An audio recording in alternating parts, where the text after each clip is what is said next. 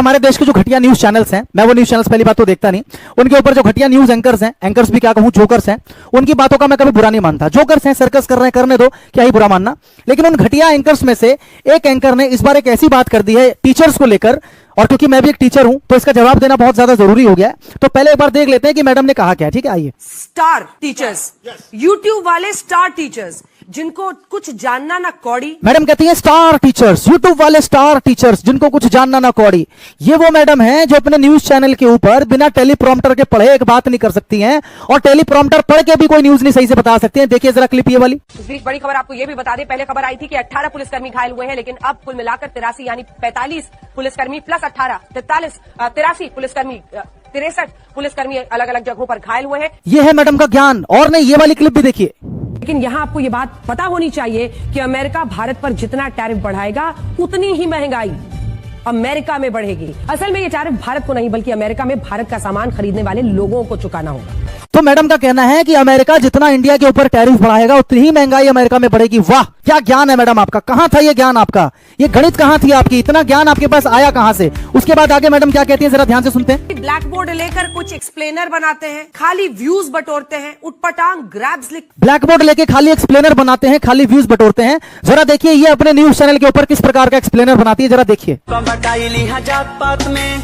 मतलब ये वो घटिया न्यूज एंकर्स हैं, ये वो घटिया न्यूज चैनल्स हैं जो अगर अपने चैनल के ऊपर हिंदू मुस्लिम जातिवाद अगर ना करें तो इनके चैनल को देखने के लिए कोई कुत्ता बिल्ली भी ना जाए। ये इतने घटिया लेवल के एंकर्स हैं, इतने घटिया लेवल के न्यूज चैनल्स हैं जिन्होंने पूरे देश के अंदर जाति के नाम पर, धर्म के नाम पर लोगों को लड़वा रखा है। ये लोग ज्ञान दे रहे हैं कि टीचर के पास में कोई ज्ञान नहीं है। आगे देखिए मैडम क्या बोलती हैं। और उसके बाद से अपने आप को इतना महारथी समझने लगते हैं कि कुछ लोग उनको फॉलो करने लगते हैं उनके तमाशे की वजह से। मैडम कहती है कि कुछ लोग उनको फॉलो करने लगते हैं उनके तमाशे की वजह से। अरे नौटंकीबाज तुमसे बड़ा कौन होगा।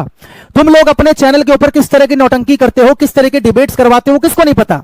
अब सबसे पहले आप ये देखिए कि एक देश के अंदर किसी भी मीडिया हाउस की जो फंडामेंटल ड्यूटीज होती है वो क्या होती हैं, जो आप देख सकते हैं अपनी स्क्रीन के ऊपर। तो पहली ड्यूटी है इन्फॉर्म द पब्लिक, यानी कि देश के अंदर जो कुछ भी चल रहा है, सरकार की जो पॉलिसीज है, जो स्कीम्स हैं, उससे देश की जनता को अवगत कराना, उसकी जानकारी देश की जनता को देना। और किस प्रकार की जानकारी ये देते हैं ये आप भी जानते हो, मैं भी जानता हूं, इसको मुझे बताने की जरूरत नहीं है। अगला काम होता है इनका एजुकेट द सोसाइटी, और किस तरीके से लोग एजुकेट करते हैं हमारी सोसाइटी को वो हम भी जानते हैं, आप भी जानते हो।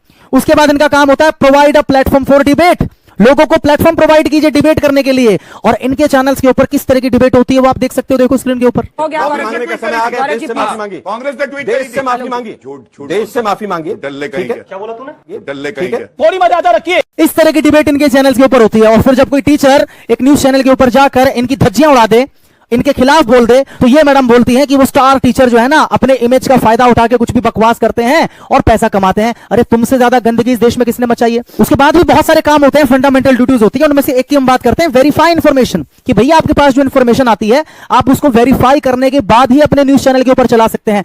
आपको याद होगा यही घटिया वो मैडम है, यही घटिया न्यूज एंकर है जिन्होंने धर्मेंद्र साहब के मरने से पहले ही बस टीआरपी के चक्कर में अपने न्यूज चैनल पर दिखा दिया था कि धर्मेंद्र साहब नहीं रहे। यही वो मैडम है जिन्होंने एक समय में बात बताई थी कि 2000 के नोट में ना एक चिप है, चिप नैनो चिप, जिसकी मदद से काला धन पकड़ा जाएगा। ऐसे न्यूज चैनल्स के बारे में, ऐसे मीडिया हाउस के बारे में और ऐसे एंकर्स के बारे में मैं क्या ही बोल सकता हूं।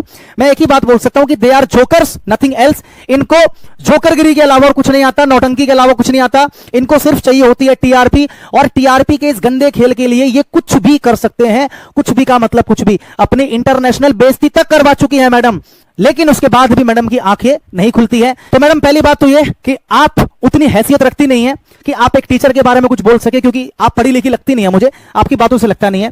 दूसरा, मैं आपको ओपन चैलेंज देता हूं, आप अपने न्यूज एंकर्स को बुलाइए, देश में जो प्रसिद्ध न्यूज एंकर्स हैं, ठीक है, इंक्लूडिंग यू। आप बैठिए एक पैनल के ऊपर और सामने हम 4 से 5 टीचर्स बैठेंगे, देश के जो प्रसिद्ध टीचर्स हैं वो बैठेंगे, और फिर एक डिबेट हो जाए। देश के जो कॉमन टॉपिक्स चल रहे हैं, देश की जो समस्याएं चल रही हैं, उस टॉपिक के ऊपर हम लोग डिबेट करेंगे।